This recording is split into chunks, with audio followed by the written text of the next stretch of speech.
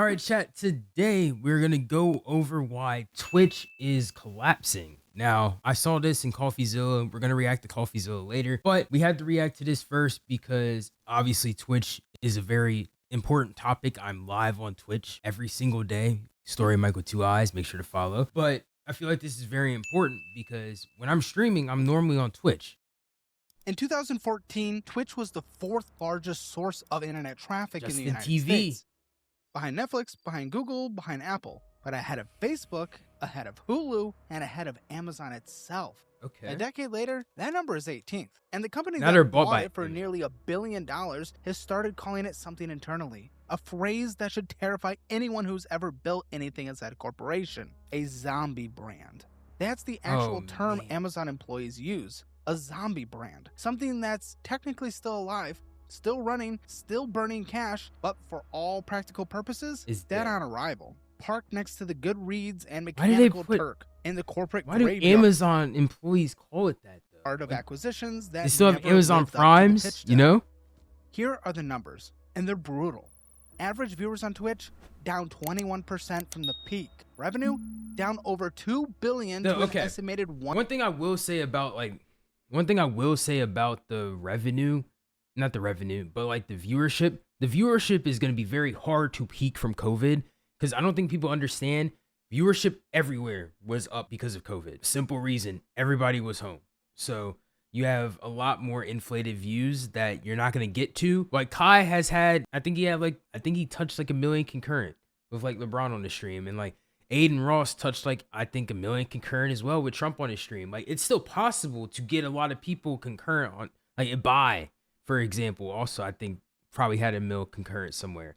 And it's like, it's possible, especially on Twitch, to have a lot of concurrent viewers. Max was averaging 100. But yeah, like you can still see viewership, but the issue is that COVID viewership is on a different level. So yeah, it's going to be down, but revenue being down is what you kind of have to look at.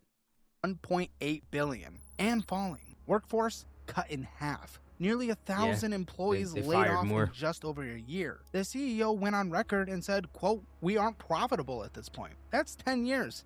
10 years under Amazon, a company that made $68 billion in operating income. The issue is that it's so difficult to make Twitch profitable because everybody hates ads. Every time I go on Twitter, somebody's complaining if you have more than 3 minutes of ads an hour, which doesn't make sense. TV runs nearly 12 minutes an hour. The biggest streamers run 24 minutes an hour. It just doesn't make sense for you to complain about somebody running 6 minutes of ads.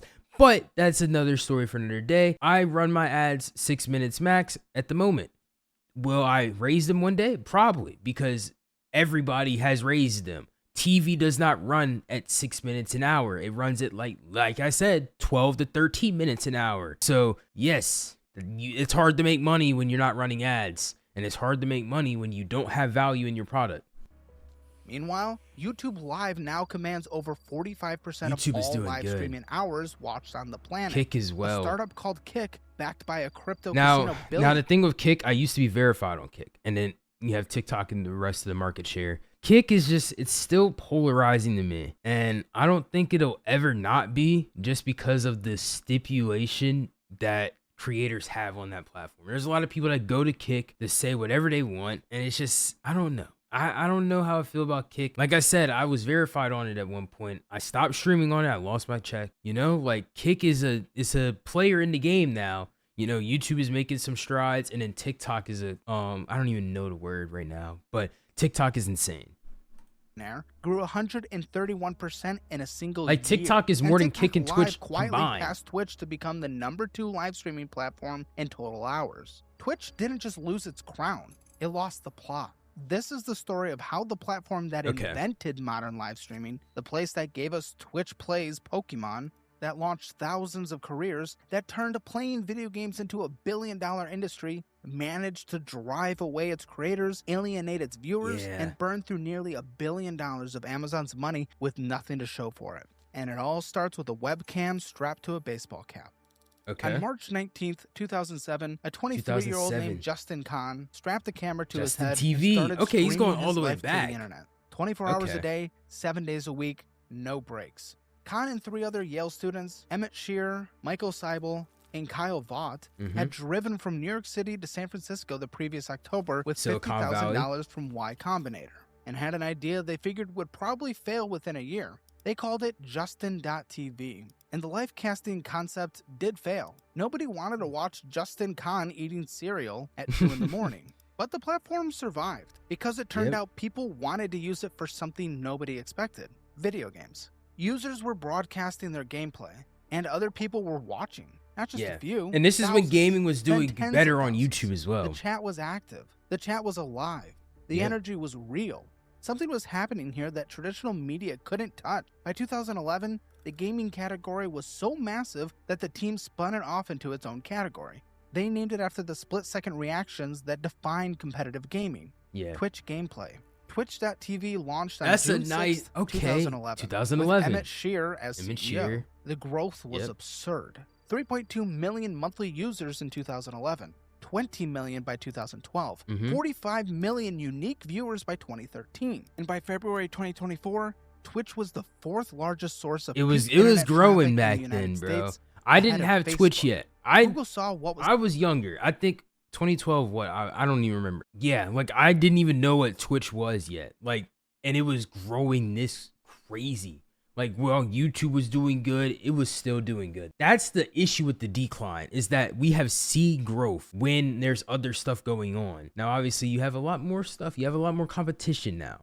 So it's a lot different than 2014. It's happening and moved first. They reached a preliminary deal to buy Twitch for about $1 billion. But here's where the story gets interesting. Antitrust concerns killed that deal. Google already owned YouTube. Regulators would have looked very hard at one if company Google owning secured both YouTube. Twitch, yes, YouTube streaming would have been better, but we would not have gotten nearly as many features as we got. Because, I mean, you can see it with YouTube. They have not added any. So I'm glad they didn't acquire Justin TV or Twitch, because it just would have been a recipe for disaster. Yes, it would have helped YouTube with the streaming, but it would have been really bad. Like, I don't like that. And the dominant gaming live stream platform. The two sides couldn't agree on a breakup fee if regulators blocked it. So the deal collapsed, and Amazon swooped in. On August 25th, took advantage. 2014, Jeff Bezos announced the acquisition. $970 million. This is when I started learning more about Twitch. It was the largest acquisition in Amazon's 21-year history. The logic on paper? Twitch gave Amazon the world's largest community of online gamers. A platform for advertising.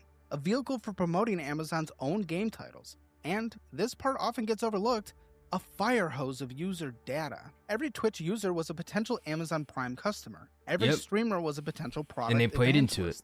And for a while, it looked like genius.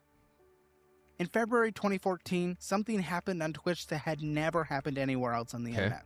An anonymous Australian programmer set up a stream of Pokemon Red and connected it to the chat. Viewers could type commands up, down, left, right, A, B, and the game would It's so simple, but it's just like from everyone at the same time. It was pure chaos. Funny.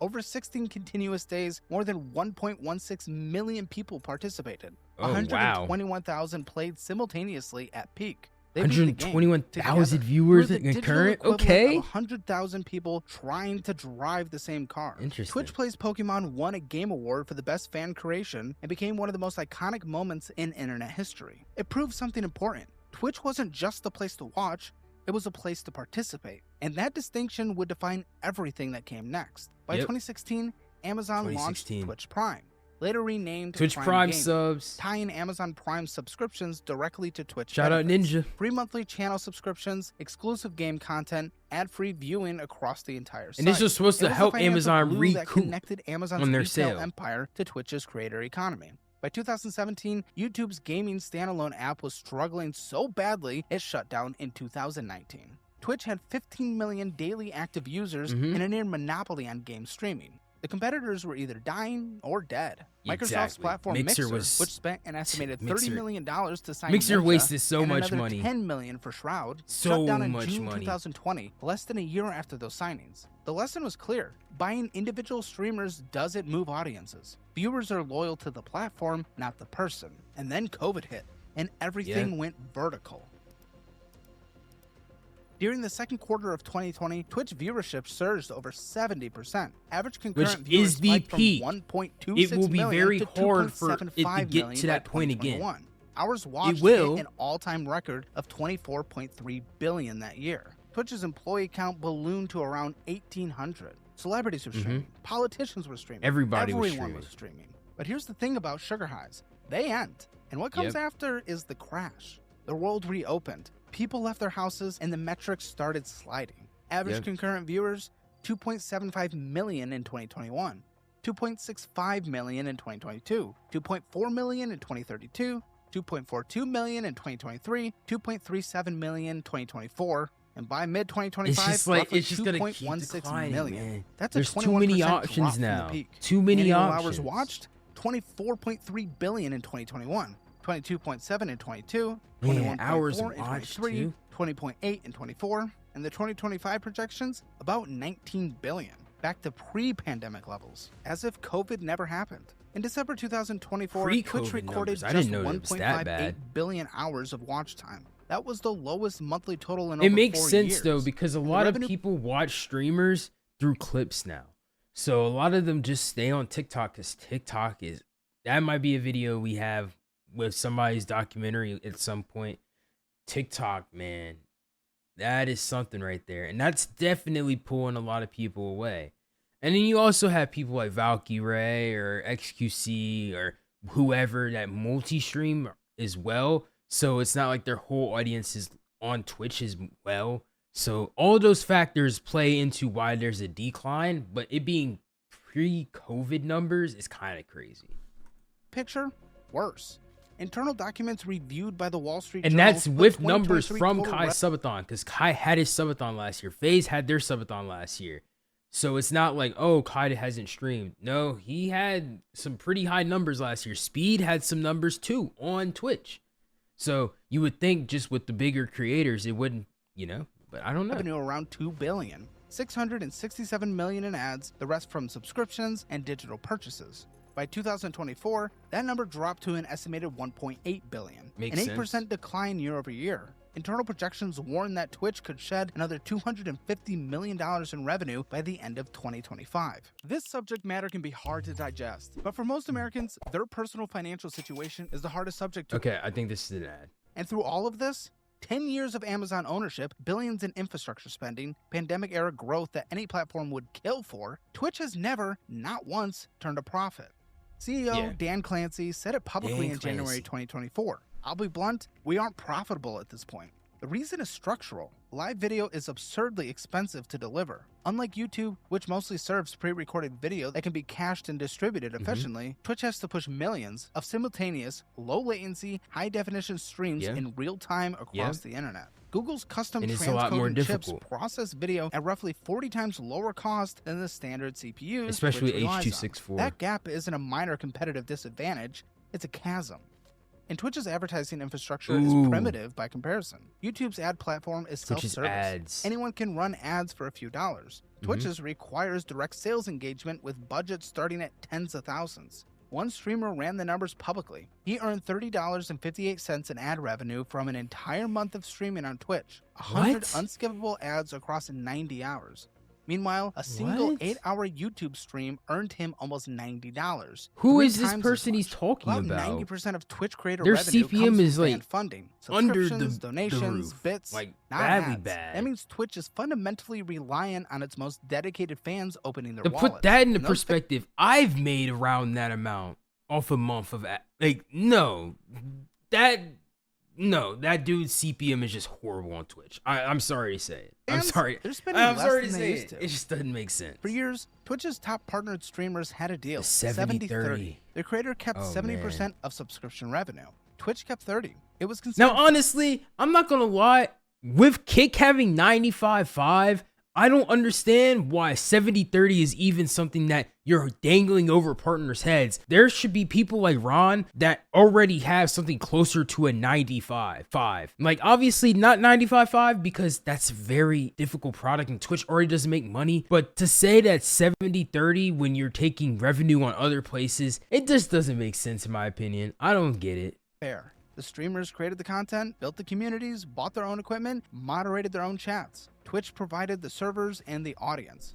70-30 felt like a partnership. Then in December 2022, Twitch's president Dan Clancy dropped a bomb. the 70-30 split would be capped at the first $100,000 in subscription revenue. I remember this. He capped 50-50. it. For standard partners, it was 50-50 across the board. That's bad. The backlash That's was bad nuclear. looks, bro. Clancy's justification that a 70-30 split wasn't viable long-term rang hollow when creators could look across the aisle and see YouTube offering 70-30 to everyone. It's like the issue. Yeah, exactly. Like YouTube not only offers 70-30, there's a streaming platform that offers 95-5. It just does not make sense to say that you have to cap it at a certain amount of money. And obviously, you're backed by Amazon. So even if you are losing money, there's something else that's wrong with the product model.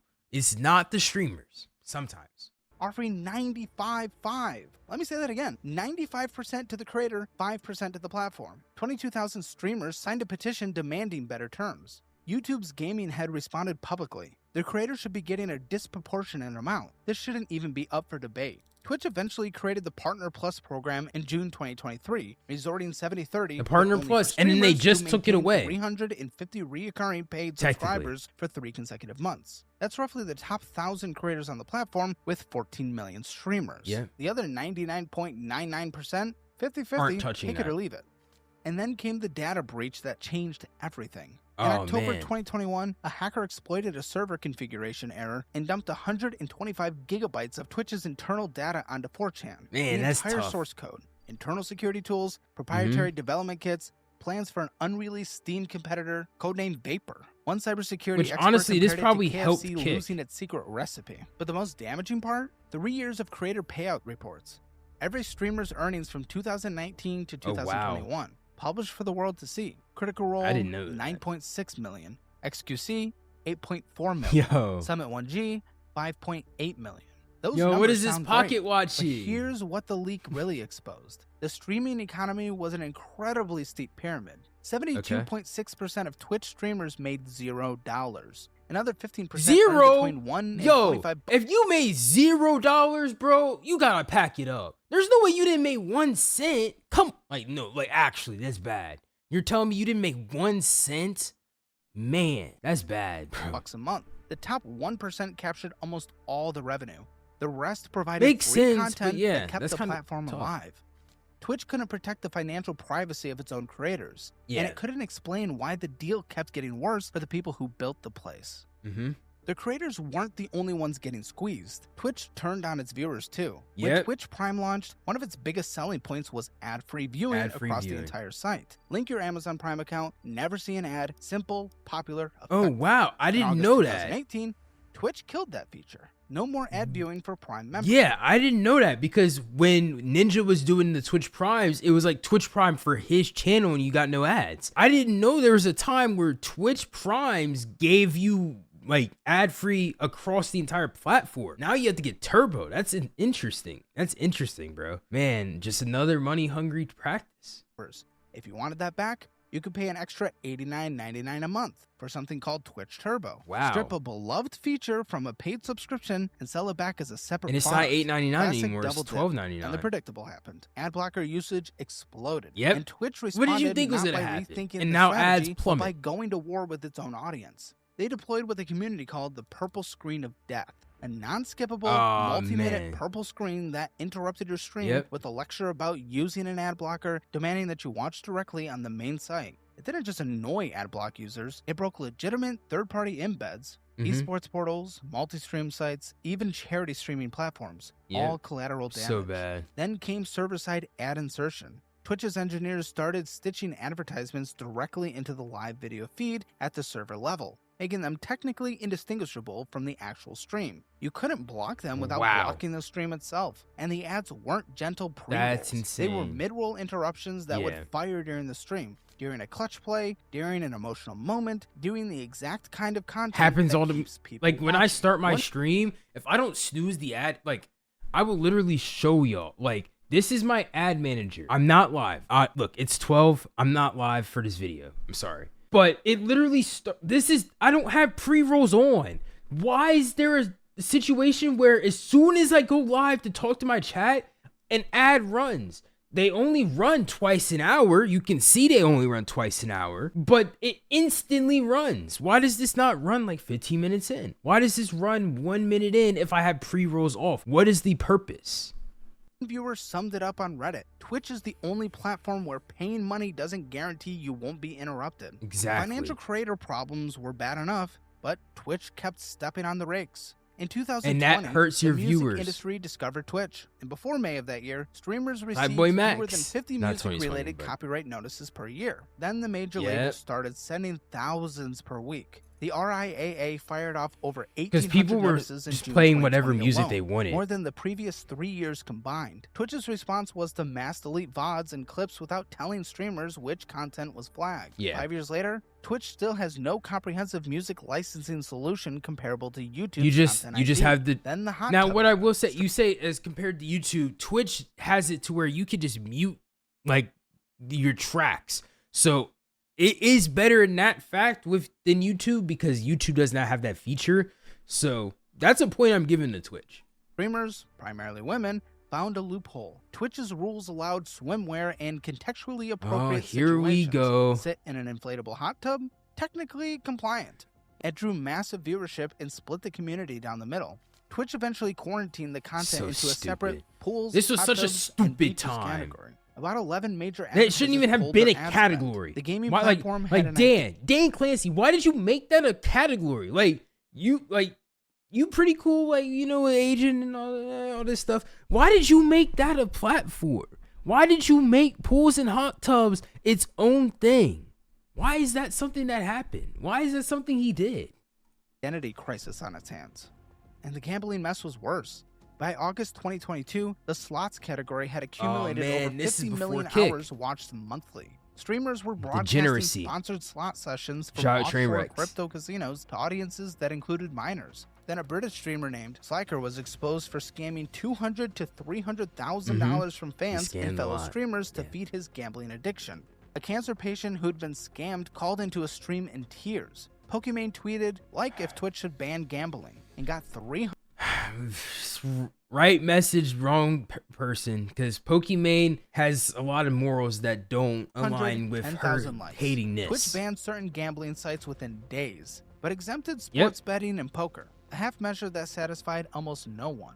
And then there was Dr. Disrespect. In June 2020, Twitch permanently banned one of its biggest stars midstream. And we know why. We know why. For 4 years. In 2024, a former Twitch employee revealed the reason. Dr. Disrespect had been caught sending inappropriate messages to a minor through Twitch's private messaging system back in 2017. He admitted the conversations sometimes leaned too much in the direction of being inappropriate. But here's the part that made people furious. Twitch had quietly settled with him in 2022, paying out his contract, no wrongdoing admitted. If they knew about messages they paid his contract out? How do I not know stuff like this? Because I knew the situation. I didn't know they paid his contract out. What the heck? Then came the branded content fiasco. Oh, in June 2023, Twitch released guidelines restricting how streamers could display sponsorships. This was something else, because it was like they told you couldn't have sponsorships a certain way, and then Lacey literally a couple of days ago, Lacey and Ron, they started putting they had this external ad thing that would pop up and then go away. Their Twitch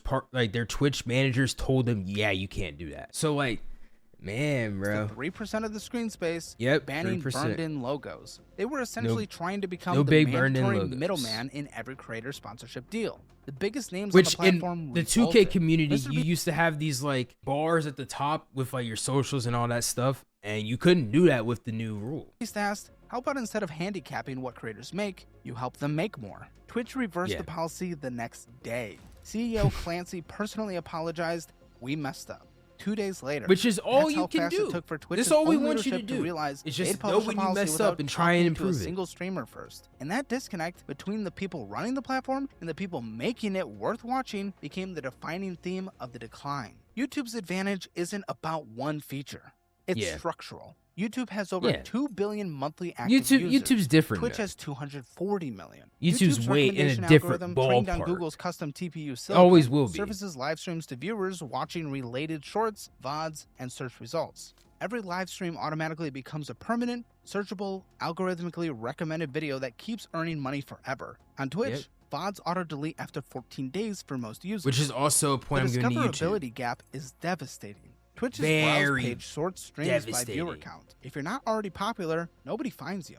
Over 90% of Twitch streamers average fewer than 6 viewers. One Twitch partner said it plainly. Twitch should only be considered a home base. Your channel will not grow. YouTube solves this by blending content types. Shorts, VODs, live streams under one algorithmic umbrella that actively pushes new creators to relevant audiences. And it helps. Then there's video quality. Twitch caps streams at 1080p with bit rates around 6,000 kilobits per second. YouTube supports 4K at 60 frames per second with bit rates exceeding 50,000. For fast it's just another games, thing where it's just like YouTube is just out. YouTube also has a live DVR rewind feature. Pause it, scrub back, catch what you missed. Twitch didn't launch their own version until September 2025, and even then, it's only for people that have their VODs with a 2-minute buffer. XQC reacted. This is like when Apple comes out with a new 13-megapixel camera, and people have had that for 12 years. Meanwhile, Kick came in swinging. Launched in late 2022 by the co-founders of Stake.com, an online crypto casino, Kick offered the jaw-dropping 95-5 revenue split. They poached some of Twitch's biggest names. XQC signed a non-exclusive deal worth $70 million guaranteed, with incentives pushing it to $100 million. Are these numbers like actually real? I swear they pushed back saying the numbers weren't real. Amaranth signed the next day for a reported 30 to 40 million. We're not gonna mention Aiden. Grew 131%. Wow, Aiden got that bad PR, crossing 4.5 billion hours watched. But here's the catch: Kick's economics are deeply tied to stakes gambling revenue. If gambling regulation tightens, that 95-5 split could evaporate overnight. And the era of massive streaming contracts appears to be ending. Both Twitch and YouTube have said they're done with the bidding wars. I don't think I haven't seen a streamer contract so long. Kick's co-founder Bijan Tourani said the platform is not chasing big signers anymore. They don't have the money to. Twist emerged in late 2024. They don't have the money to. Many streamers who had left started coming back. Dr. Lupo, Tim the Tapman, Ludwig, Syncono, Valkyrie, they returned to multi-streaming when their YouTube contract expired. Their viewers preferred Twitch for live content at ratios of 3-to-1 or 4-to-1. Valkyrie revealed YouTube told her their priority had shifted to shorts over live streaming. The boomerang effect proved something important. Twitch's community culture is still powerful. People like being there. The chat experience, the emotes, the raids, the parasocial Which is why it's sad that they're not trying enough. Community loyalty can only carry a platform so far when the economics, the technology, and the management keep pushing people away. Twitch's problems aren't limited to the United States. They're global. In December 2023, Twitch announced it was pulling out of South Korea entirely. South Korea, one of the most important esports markets on Earth, the birthplace of competitive StarCraft, home to some of the fastest internet infrastructure anywhere. Twitch said network fees there were 10 times more expensive than in most other countries. South Korean ISPs operate on a sender pays model, charging content providers for the bandwidth they consume. It violates basic net neutrality principles. ISPs double dip, charging both the consumer for their internet connection and the platform for delivering the content. Twitch tried everything. They capped stream quality at 720p. They killed VOD service for Korean creators. They experimented with peer-to-peer delivery. Nothing worked. The platform had been operating at a significant loss in Korea with no pathway forward. Korean streamers migrated to Africa TV and YouTube. And they just started migrating. Blocked since 2018. In Russia, the platform has faced fines and legal conflicts. And you can't do a lot of stuff with Twitch in Turkey, Russia. A money laundering scheme exploited Twitch's bits currency. Stolen credits were used to buy bits and funnel money through streamers. Oh, no, I heard about this. Because they were like, Turkey subs are like the cheapest or something. Detained dozens of people. These aren't isolated incidents. They're symptoms of a fundamental challenge. Live streaming is a high bandwidth, policy sensitive service. A few bad geographies, high network fees, censorship blocks, sanctions exposure, payment fraud can distort cost and reputation fast. Of course. As if the financial, technical, and competitive problems weren't enough, Twitch became a political battleground. The Platform Safety Advisory Council, launched in 2020 to improve moderation, became a firestorm almost overnight. One council member, a trans streamer and deer enthusiast who had self-identified as a deer on stream, sparked massive backlash for suggesting voice chat in competitive games was non-exclusive. She was doxxed. The council's credibility was destroyed before it accomplished anything. It limped along for 4 years before Twitch terminated all 9 members' contracts in 2024. Political content created brand safety nightmares. Hassan Piker, a leftist political commentator, draw 125,000 concurrent viewers during the 2020 presidential debate, Yep. rivaling major news networks. But advertisers grew nervous about appearing alongside polarizing commentary regardless of its direction. Yeah. Twitch's moderation was criticized from both sides. Conservative creators and audiences argued that the platform was biased against— I'm not gonna like get into like political stuff, but I will say during the election, having both political aisles was good instead of not having either, because I think it educated a lot of people that, you know, go to Twitch and, you know, just because of the presidential stuff, or like even listening to XQC. I know we troll, but X pays attention to politics and stuff too. I feel like having some level of politics on your site is good, just because, like I've talked about this before, live streaming is going to rival TV. Yes, Twitch might be dying, but live streaming itself is evolving. It's getting better every single day. So I genuinely think it's going to, you know, goodness, I lost my train of thought. But basically what I'm saying is that having politics on your site, when regulated and not anything polarizing or anything, you know, that's hate speech or whatever, is good for your platform. Against them, citing bans they considered politically motivated. Several migrated to Kick and Rumble. On the other hand, leftist streamers like Piker, banned 5 times for political commentary violations, argued they faced disproportionate enforcement. Is it only 5? In late 2024, Twitch introduced content classification labels for politics and sensitive issues. It pleased almost nobody. And then there's the broader cultural shift. Aiden Ross, banned from Twitch for homophobic slurs, racial content, and promoting gambling, became the This is not why he was most followed personality on Kick and hosted a 90-minute interview with Donald Trump at Mar-a-Lago that drew 580,000 peak viewers. The Manosphere audience found a new home. Twitch kept trying to thread a needle on moderation and kept pricking itself from every direction. Twitch isn't dying. Let's be clear about that. 240 million monthly active users. It's in a bad state. It's not growing, but it's just kind of just, you know, stagnant. 5 million daily users. Over 50,000 live broadcasters at any given moment. Users spending an average of 95 minutes a day on which the is platform. a lot. That's not a dead product, it's a wounded giant. The live streaming market itself is booming.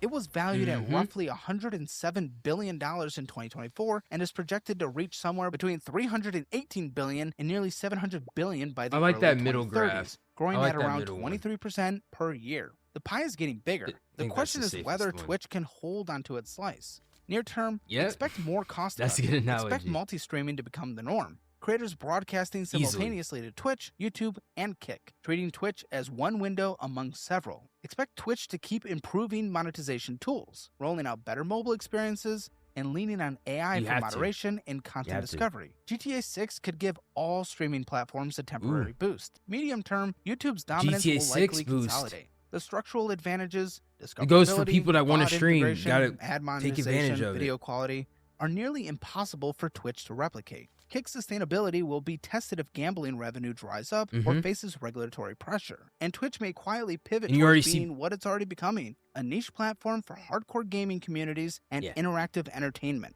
abandoning the quest for mainstream dominance. Most likely outcome, Twitch survives as a significantly smaller, more focused platform. The gaming-specific community hub within Amazon's ecosystem, living off Prime integration and a loyal core audience. Amazon has too much sunk cost and too much Prime infrastructure. They're close to turning the wheel again. It won't be the dominant live streaming platform it once was. That title belongs to YouTube now, and it's not coming back. Twitch CEO YouTube's numbers, but like I keep saying, YouTube's UI is not there. Every single time. That's why Kick emulated Twitch's UI, because that's the advantage that Twitch will always have. He says people that as technology like watching streams on a Twitch site. Real-time connections will only grow stronger. And he's right. The desire is real. People want to feel like they're part of something happening right now. That instinct isn't going away. But wanting connection and delivering it are two different things. Twitch built the house. It just forgot to maintain the foundation. And now the floor is cracking while the neighbors are building skyscrapers. The platform that pioneered interactive live entertainment, that gave us Twitch Plays Pokemon and built the careers of thousands of creators, is now fighting for relevance in a market it once owned. YouTube didn't steal Twitch's crown. Twitch dropped. Why do we have our end screen? So, like, I didn't even get to watch the end of your video because you had the end screen for like 2 minutes. But anyways, W video by them. make sure you guys go support that video. It was a good video. We learned a lot from Twitch, and I think that means you guys should follow my Twitch, StoryofMike with 2 eyes, and subscribe to this channel, obviously. And yeah, let me know your thoughts in the comments. And yeah, I will see you guys later. Peace.